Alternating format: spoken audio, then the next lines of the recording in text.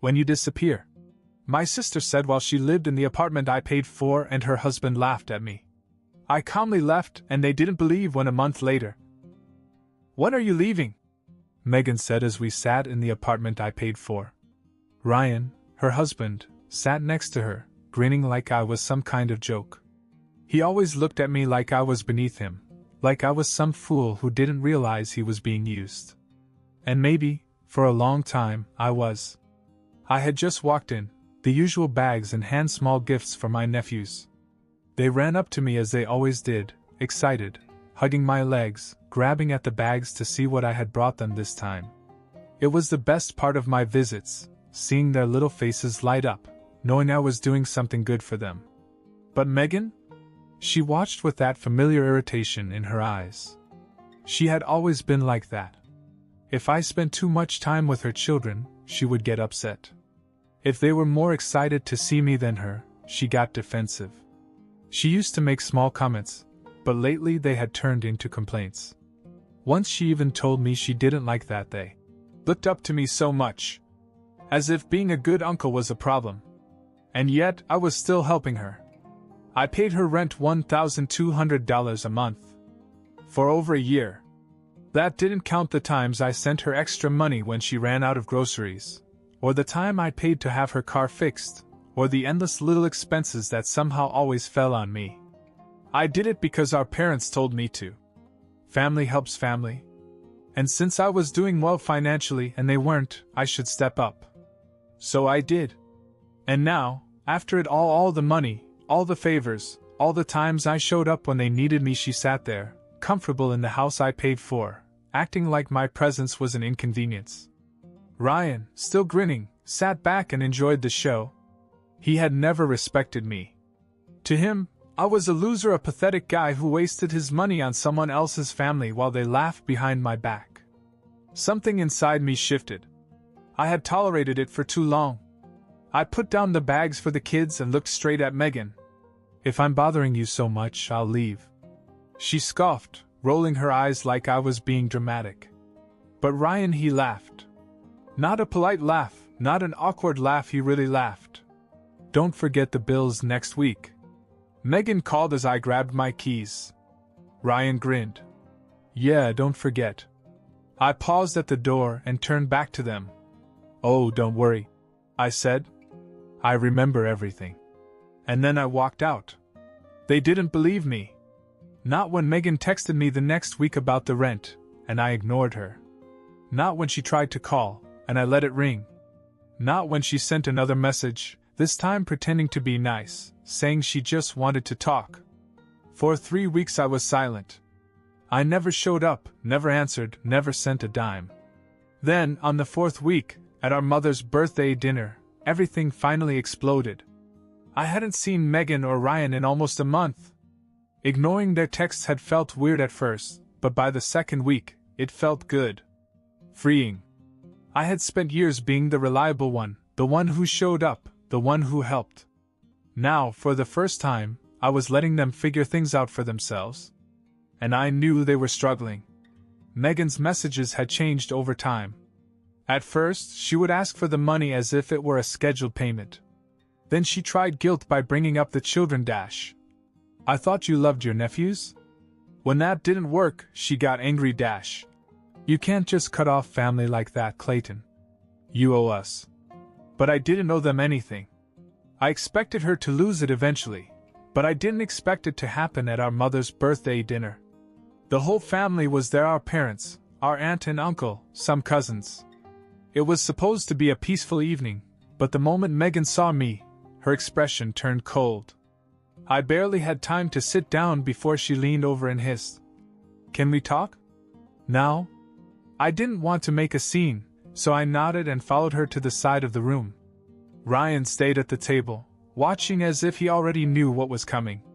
Megan didn't waste any time. "Rent's due tomorrow, Clayton. You know that." I stared at her. "Yes." "So?" Her jaw tightened. "And you didn't send the money last month?" "What the hell?" I kept my voice even. "I told you I was done." She blinked, as if she hadn't really processed what I'd said. "You what?" I'm done, Megan. I'm not paying for you anymore. Her face twisted in shock, then anger. Are you serious? You think you can just cut us off? We have children, Clayton. I crossed my arms. Then maybe you and Ryan should figure out how to support them yourselves. I had never seen her look at me with such pure anger. Wow. So this is who you are, huh? You act like you're this great uncle, but when it comes down to it, you just disappear. Just like I knew you would. I shook my head. I didn't disappear. You pushed me away. Before she could say anything else, our dad called from across the room.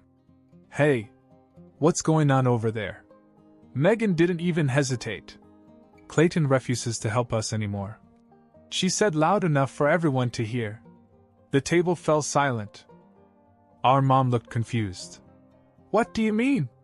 Megan turned to her, her voice full of frustration. He knows we can't afford the rent without him. He just cut us off without warning us. I almost laughed. I warned you. When you told me to leave. That's when our dad's face darkened.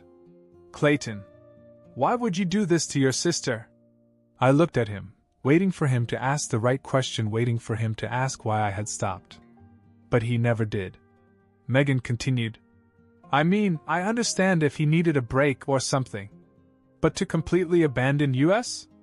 That's just cruel. Ryan, still at the table, finally chimed in.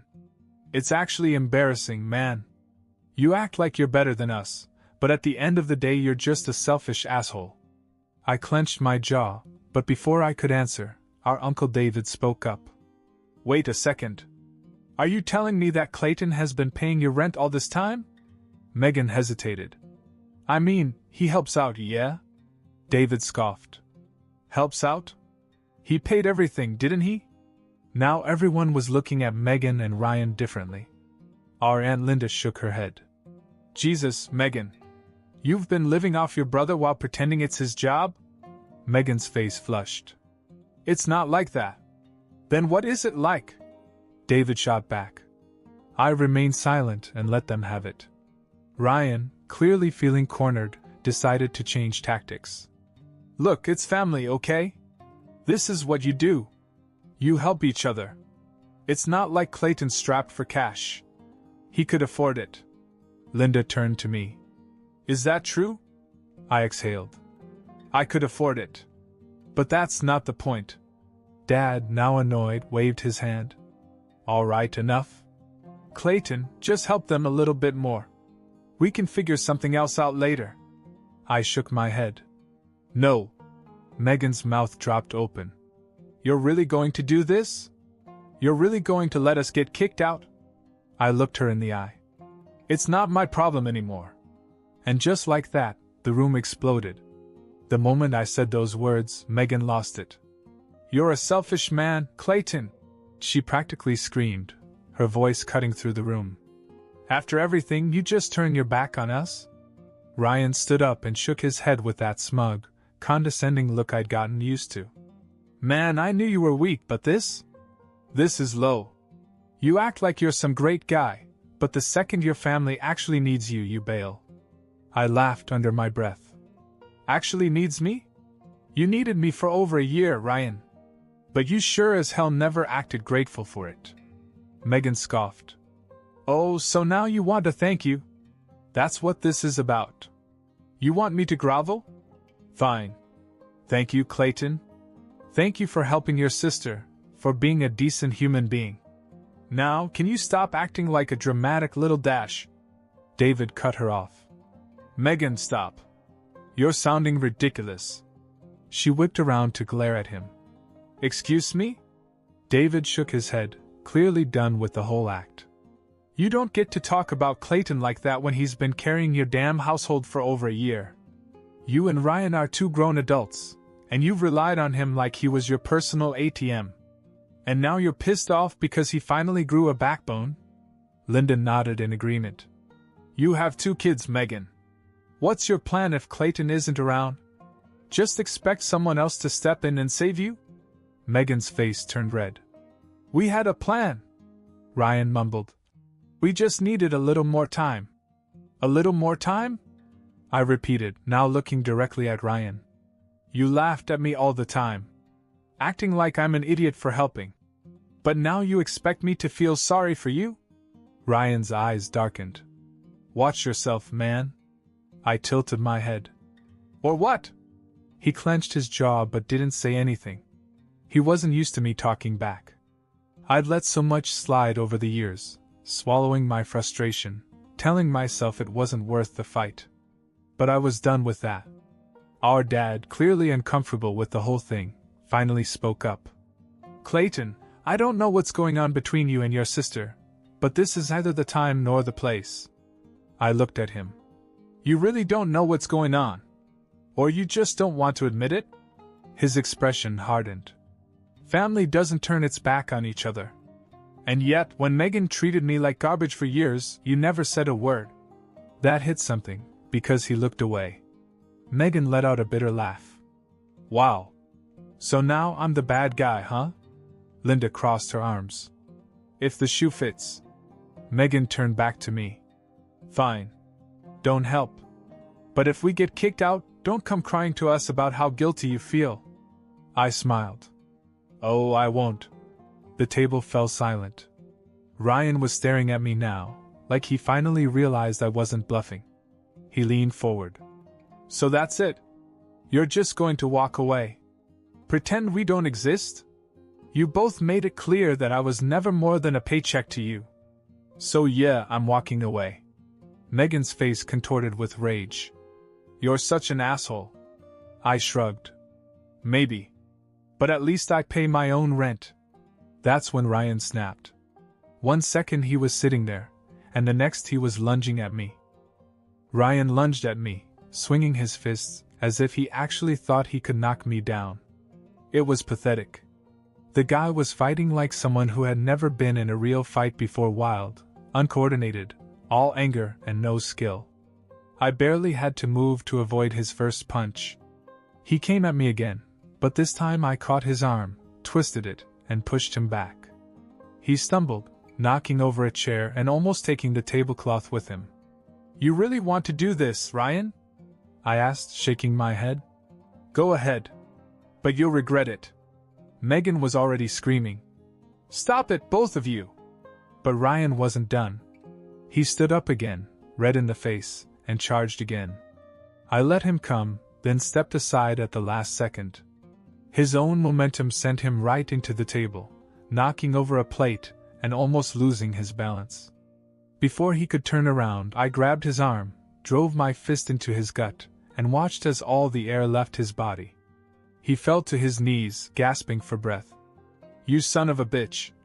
He panted. I stepped back. Stay down, Ryan. You're embarrassing yourself. Megan ran to him and knelt beside him as if I had just committed a crime. Ryan! Are you okay? He tried to look at me, but he was still struggling to catch his breath. Then my dad stood up. Enough! I turned to him, waiting for him to say what everyone else in the room knew, that Ryan had started it. That Megan and Ryan had treated me like garbage for years. That it wasn't my fault. Instead, he looked right at me. Get out, Clayton. I blinked. Are you serious? You attacked Ryan! Megan shrieked. I laughed in disbelief. Ryan attacked me? I was just defending myself. Dad didn't listen. I won't have this kind of violence at our family dinner. You need to leave. Now. David, my uncle, slammed his hand down on the table. Are you out of your mind, Steve? You saw Ryan go after him first. Linda, my aunt, crossed her arms. You're really going to kick out the only person in this room who did the right thing? Dad's jaw tightened. I'm not arguing. I looked around the room. Mom had her hands in her lap, avoiding eye contact. Megan was still acting like Ryan was some kind of victim. Ryan, still on his knees, looked like he wanted to crawl into a hole from the sheer humiliation of it all. But David and Linda? They were furious. I exhaled, grabbed my jacket, and headed for the door. As I passed Megan, I leaned in just enough for her to hear me. Good luck with the rent. Then I walked out. And I didn't look back. For 2 days, I didn't hear from either of them. No texts, no calls, nothing. I wasn't surprised. Dad had made it clear whose side he was on, and Megan was too proud to reach out first. I figured they'd stay mad for a while, then eventually find a way to blame me for everything. And honestly, I was okay with it. I felt free for the first time in years. No more paying their rent, no more guilt trips, no more dealing with Ryan's smug attitude. I focused on myself. Went to work, went to the gym, actually spent money on myself for once. It felt good. Then, on the third day, I got a call from Mom. I stared at the screen for a moment before answering. "Hey." Her voice was tense. "Clayton, we need to talk. It's important." I sighed. "What is it now?" "It's Megan," she said quickly. "Something's happened." My stomach dropped. As much as I wanted to be done with them, the thought of something serious still made my heart clench. "What happened?" Mom hesitated, as if choosing her words carefully. "They're in trouble, Clayton. They may lose the apartment today. The landlord gave them final notice. They have until the end of the day to pay or they'll be evicted." I ran my hand over my face. "Are you serious? I told Megan weeks ago that this was going to happen." "I know," Mom said. "But it's not just her. The kids, Clayton. They don't deserve this." I clenched my jaw. I hated that she brought up the children. She knew they were my weakness. "Where's Dad in all this?" I asked. Mom hesitated again. He's upset. But he's not able to help financially." "Of course not." Dad was always quick to defend Megan, but when it came to actually helping her, he was suddenly useless. "Clayton, please," Mom said. "If you can just help this one last time, just to keep her from losing her home dash." I sighed, already feeling the weight of this pressing down on me. "Fine. I'll talk to Megan." Mom sounded relieved. "Thanks. I knew you wouldn't turn your back on her." I hung up and grabbed my keys. As much as I wanted to stay out of it, the thought of my nephews losing their home was too much. I told myself that this was different. That I wasn't doing this for Megan or Ryan, I was doing it for the kids. But I had no idea what I was getting into. Because everything Mom had just told me? It was a lie. I drove over, still feeling conflicted. Part of me knew this was exactly what Megan wanted to pull me back in, to make me feel responsible. But Mom had said it was urgent, and if my nephews were about to lose their home, I couldn't ignore that. When I arrived, Megan opened the door quickly, as if she had been expecting me. She looked stressed, but not in the way someone would if they were actually about to be evicted. Something felt wrong. Ryan sat on the couch, avoiding eye contact. That was my second red flag. He was always the loudest in the room, always had something clever to say. But now, silent. I got right to the point. "Mom said the landlord gave you the final notice. What's going on?" Megan sighed dramatically and ran a hand through her hair. "It's bad, Clayton. They say if we don't pay by tonight, we're out. No extensions, no warnings. Just gone." I studied her face. "And you're telling me this now?" She hesitated, then forced a helpless expression. "I thought we could work something out. But we don't have enough, and dash. How much do you need?" I interrupted. She looked at Ryan. He still wasn't looking at me. I narrowed my eyes. "You know how much you owe, right?" "Of course," she snapped. "It's, $1,200. $1,200 exactly?" She hesitated. "Well, I mean, give or take a little." I crossed my arms. "Where's the eviction notice?" Her face paled. "What?" "The notice," I repeated. "If your landlord is evicting you today, there should be a written notice." "Let me see it." Megan laughed nervously. "Oh, Clayton, come on, you don't have to dash." "Show it." "To me." "The note." She opened her mouth, closed it, then turned to Ryan. "Ryan, tell him dash." Ryan groaned and finally spoke. "Just drop it, Megan." I stared at her, realization settling in. Unbelievable. Megan huffed. Clayton, listen, Dash. I cut her off. You lied. Her eyes widened. No, I dash. You lied, Megan. My voice rose, anger bubbling up. There's no eviction, is there? She crossed her arms. I mean, not yet. I let out a bitter laugh. Wow. You had Mom call me, pretend it was an emergency, just to get me to pay your rent again? It's not like that, she snapped. We just dash. It's exactly like that. I turned to Ryan. And you went along with it? Ryan just shrugged. Not my problem if you're stupid enough to fall for it. That was it. That was the moment something inside me snapped. I stepped back and shook my head. You two really are pathetic. Megan groaned. Oh, please. You act like we owe you. You have money, Clayton. It's not like this hurts you. I exhaled, forcing myself to remain calm. You're right, Megan. It's not about the money. It's about respect. And you've never had any from me. She rolled her eyes. Oh, here we go, Dash. No. We're done. That made her pause. What? I'm serious, I said, my voice calm. No more money. No more favors. No more me. Megan scoffed. You're being dramatic. I smiled. You'll see how serious I am. And with that, I walked out of her life forever. The moment I left Megan's apartment, I knew I was done. For real this time. No more second chances, no more guilt, no more being used. But before I could completely walk away, there was one last thing I had to do. You see, when I first started helping Megan, I set up a joint account to make things easier. It was in my name, but she had access to it so she could pay the rent directly. I had stopped putting money into it weeks ago, but I hadn't actually closed it. So the next morning I went straight to the bank and withdrew every last cent from that account. There wasn't much left, maybe a few hundred, but it was mine. I transferred it back to my personal account and closed the joint account completely. Megan must have realized something was wrong pretty quickly, because when I got home, she blew up my phone. I didn't answer it. She texted, "Did you take the money?" "What the hell, Clayton?" Then another. "You had no right to do that. That was our account." And another. "You're such a selfish asshole. I hope you know that."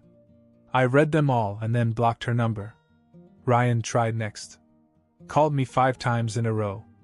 Left a voicemail that started out calm but quickly turned into him berating me. I deleted it without listening to the rest. Then Mom called. I hesitated before answering. "Clayton," she began, her voice softer than usual. "Your sister is upset." I laughed. "Yeah, I bet she is. Did you really take all the money out of the account?" "Sure did." She sighed. "Was that really necessary?"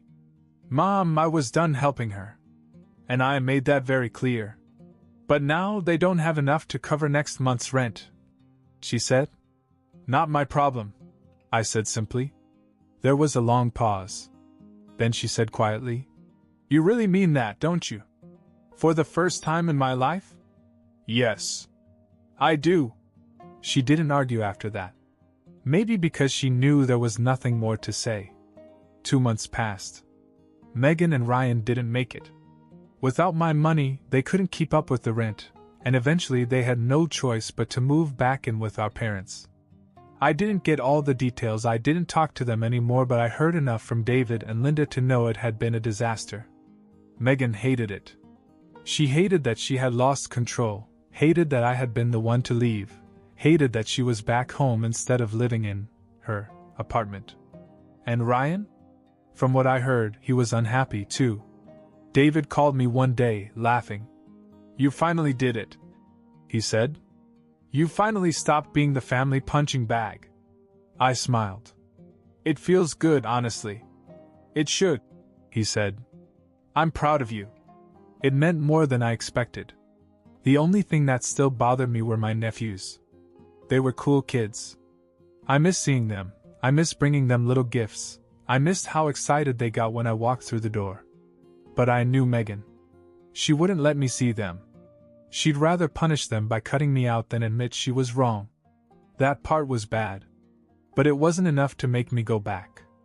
Because for the first time in a long time, I was free. And I wouldn't give that up for anything.